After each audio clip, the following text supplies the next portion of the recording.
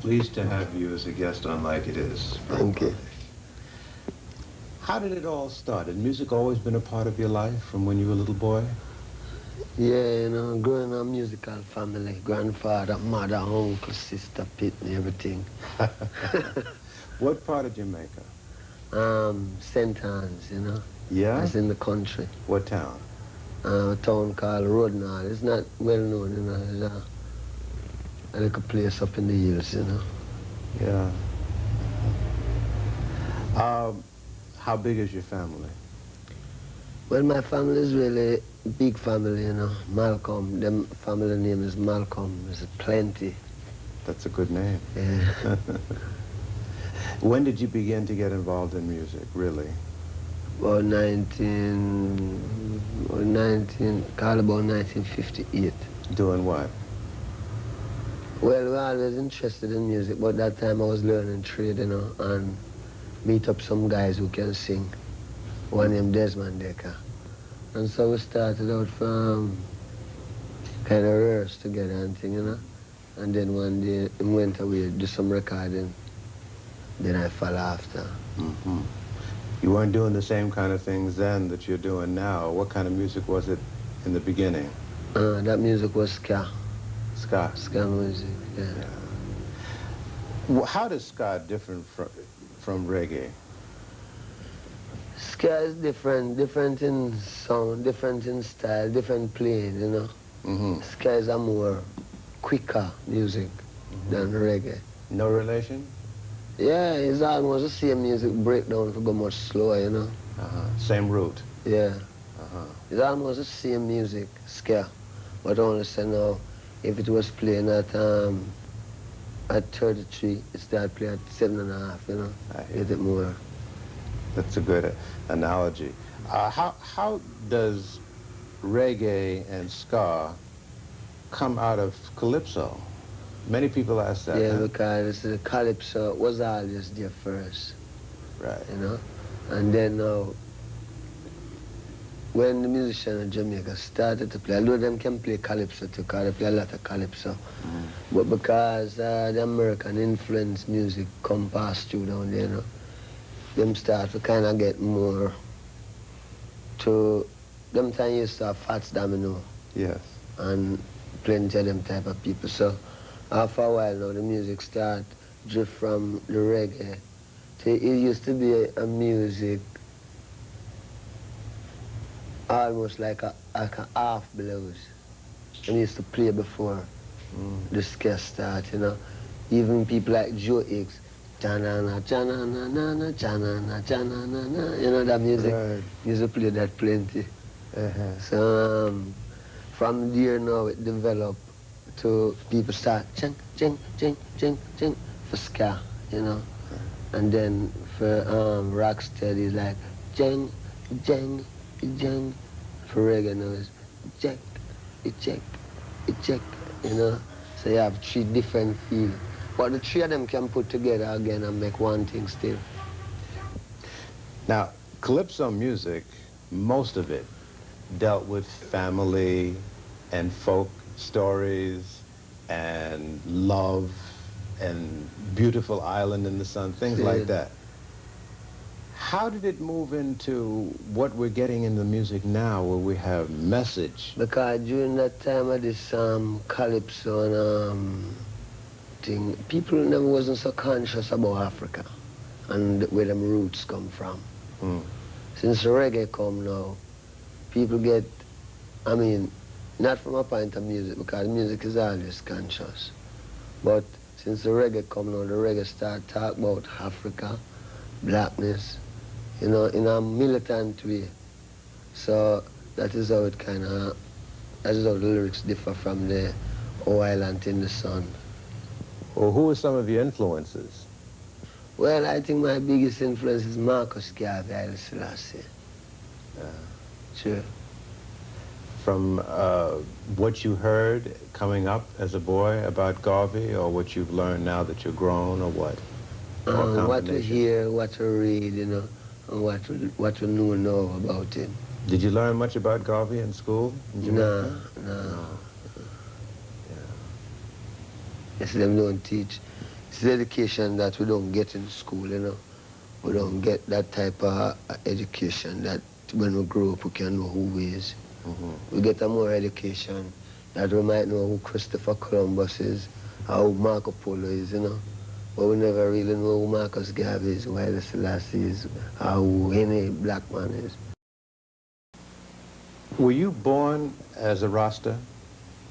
Or how did that evolve? Well, when I figure now I was born, you know, and when born and growing, there was a certain amount of consciousness in myself that, you know, it was always a lonely world, not finding people who might think like me, you know. Yeah. Not to say that I think so different, but because this consciousness about God and the people I come from is more Christian, you know.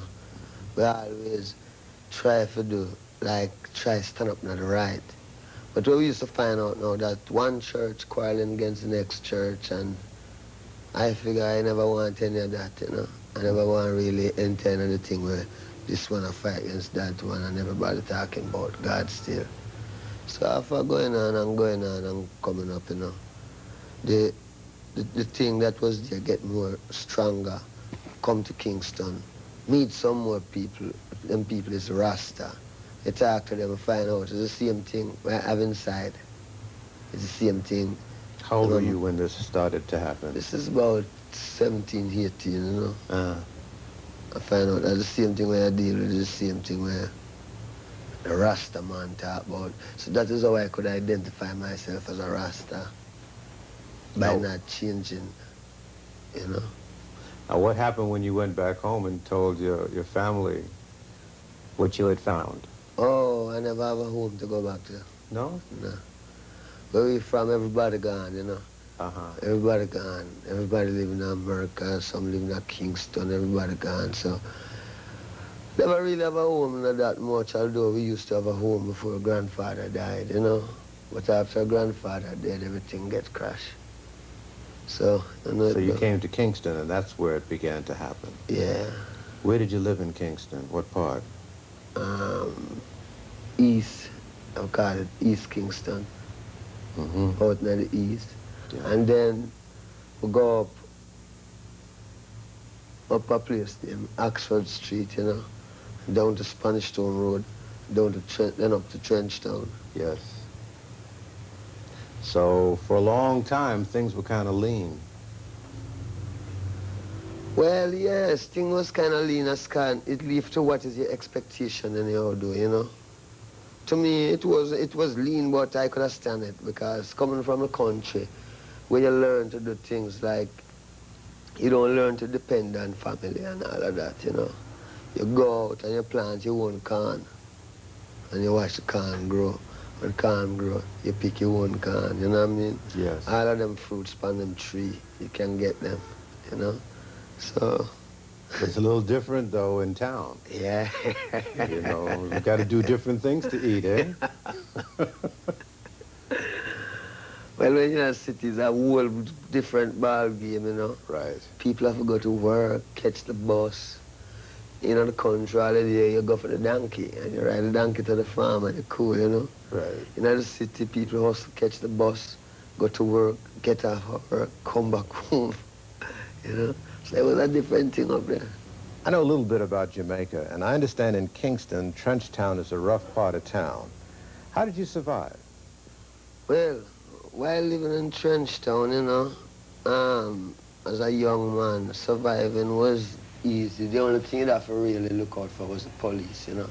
Because the police could have just get you, frame you, you go to prison, and because you come from Trenchtown, you know, Trenchtown's, from them say, where you from? You say, Trenchtown, you're gone, you know. You get shipped out.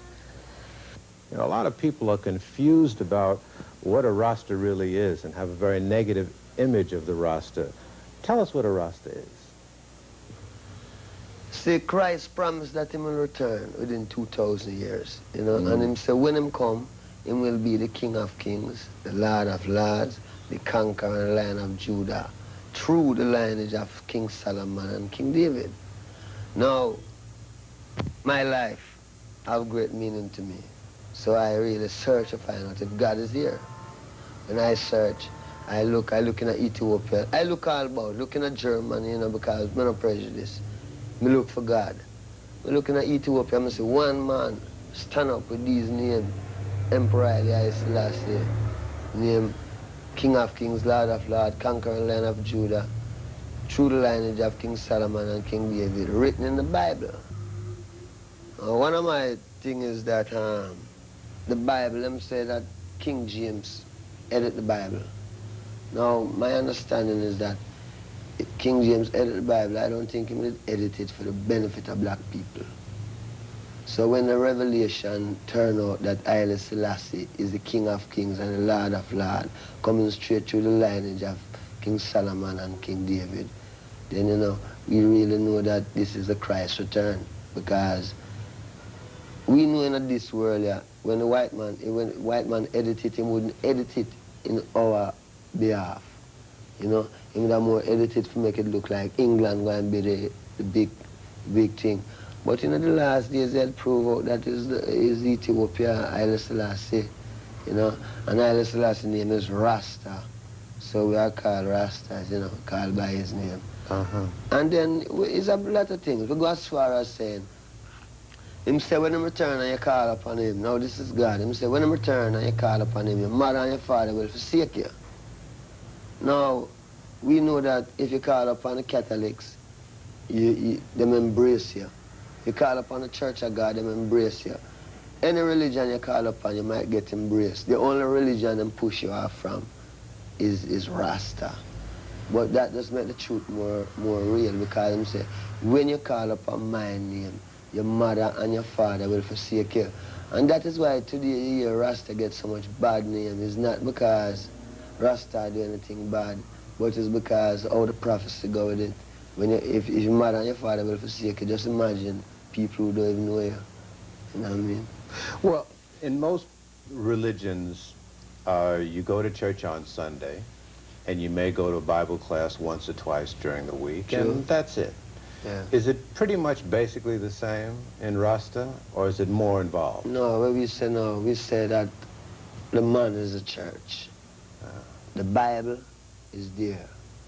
But what we find out now is that a lot of people read the Bible, but them don't understand the Bible, because the approach to the Bible is wrong. I mean, there's no way you can read a book. You just take up a book and just read it in the middle and figure you can find out what was happening from the beginning to the middle. The Bible is a whole book with a whole tradition in it. And from them read to Genesis to Revelation, the whole truth of the whole straight road with the overstanding is there. You know? So it's not a say, well then, we just go church and do like the other Christian. We know that the man is a church, you know? Because you see, you just can't overthrow the truth. You know, we, our people, have our roots. When we search for it, we find it in a Rasta. Because we don't see, there's no other way. We don't see no other way. It's Rasta we find the roots in there, you know. How do you handle fame? I handle fame by not being famous. Come on, you know you're a famous man. No, I mean, you know, not to me. No? Not famous to me. Some people get drunk off of fame. See, I learned from we was coming in, from I just started music. You know, the people them want me. Them show me say, hey, this game is a game where if you don't mind sharp, you lose your consciousness. So the only way you can lose your consciousness is because if you figure say you're getting, some people say rare, your head might get swell. Right. And if your head swell, that's it. So you know, really don't keep my head in a bandage that it can't swell. True. How do you handle the women that come at you in droves? People have visions of women beating down the door to get at Bob Marley and grabbing clothes. Is it like that? No. No? Woman easy, you know. Is it difficult, though, to keep your balance and not, you know, get to feeling that you're more important than you really are when so many people are after you all the time for different things? No, you see, I don't think, I never really check myself, you know, I know I am benefit to the people, you know. That's the only consciousness I have on myself, that I can be beneficial to a people, you know. And I don't know anything else. I don't know that. What do you think it is that has made Bob Marley such a big name? I think, you know, maybe it's just what Bob Marley stand for. What is that? The truth. And the determination to stay alive and survive, you know. You have a record out called Survival. Yeah. That was last year. Yeah. Did anything happen to you that caused you to write that? Well, 1976, I'm shoot off of me, right? Yes. And I figured that was survival, you know. Yeah. What happened when you were shot? You were in your home. Yeah. Was it in the morning or at night or what happened? Well, it was about, that's about 9 o'clock in the night. Yeah. What happened is that the night before, about 3 nights before that, I was living at a place called Bullby, you know.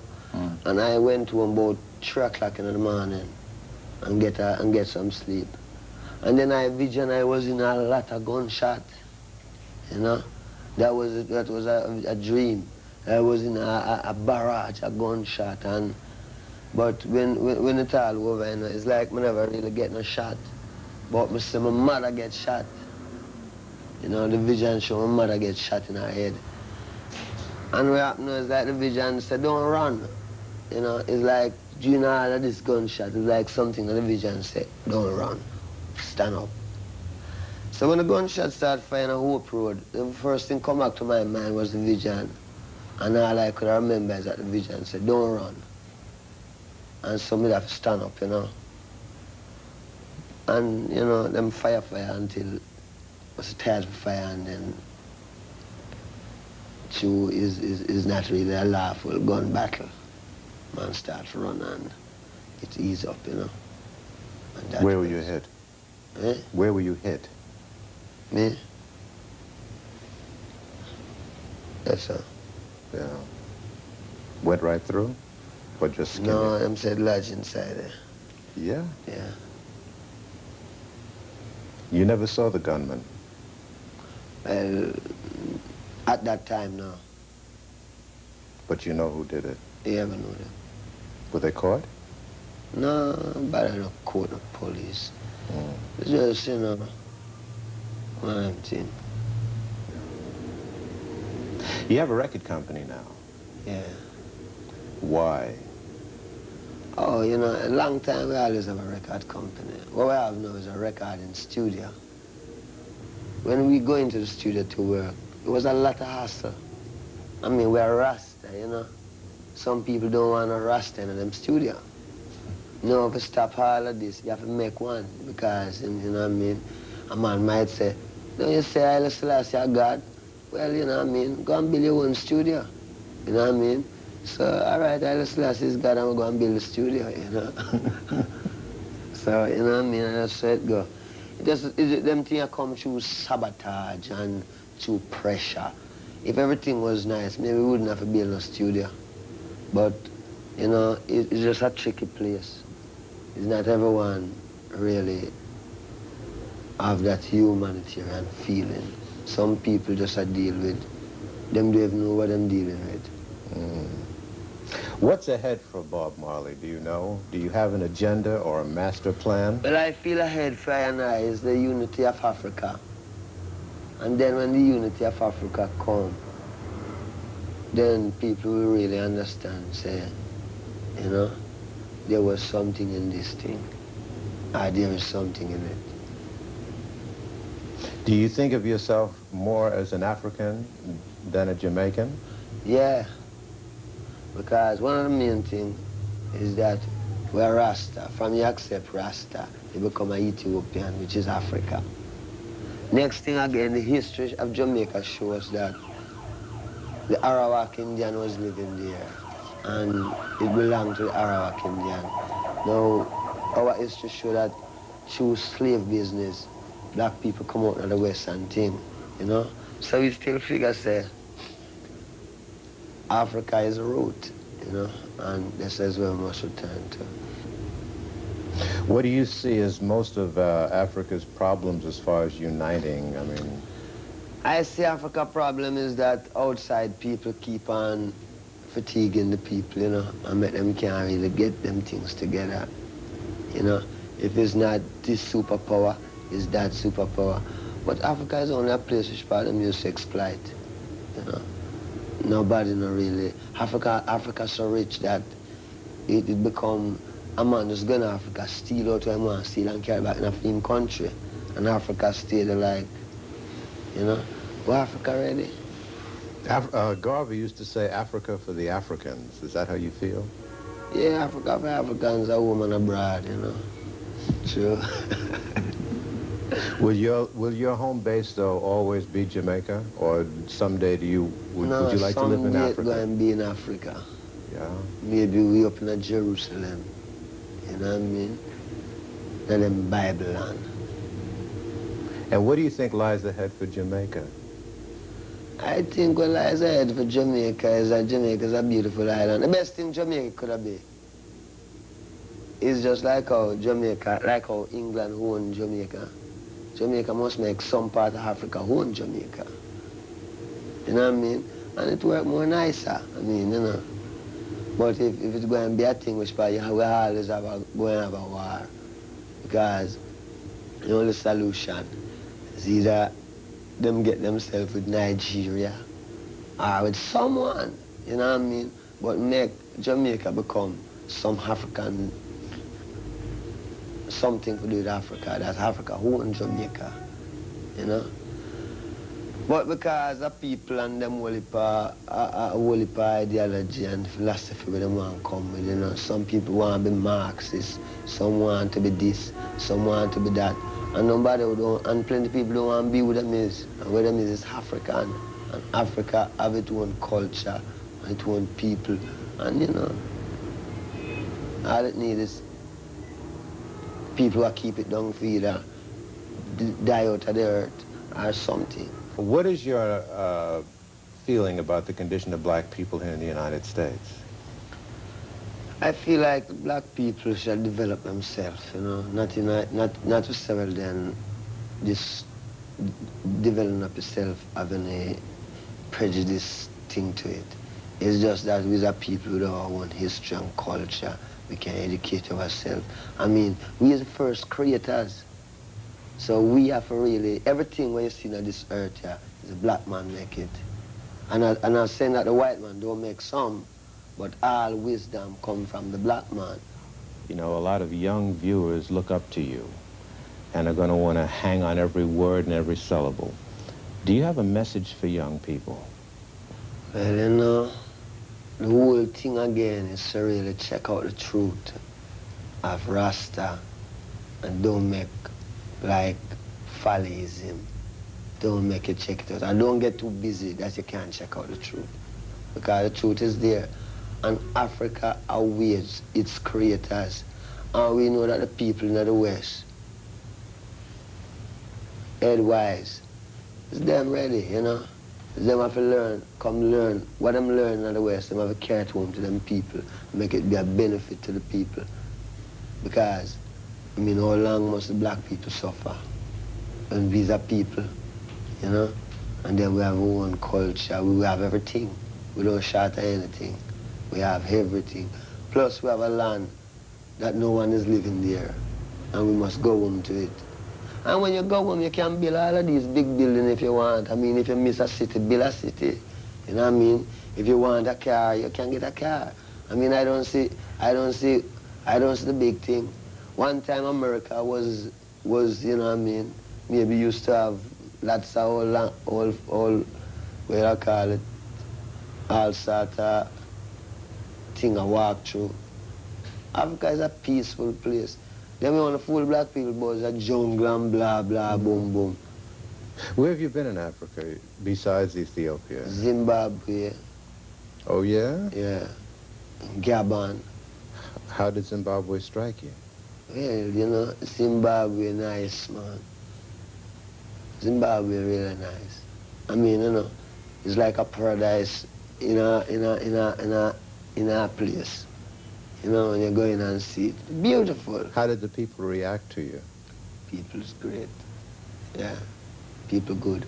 You know, them places when you go and you see how the people, how the land set up, you see people living. You see a man having mouse on a nice piece. And then the whole thing about it, the climate, you can go out all the while. You know what I mean? The climate nice outside. Yeah. If you want to look upon a few lions and things, you can walk and go.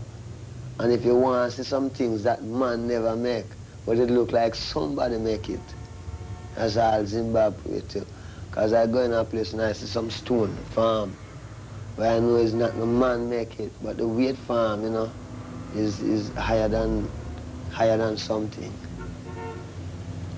It's really been a pleasant and informative experience talking to you, Brother Marley.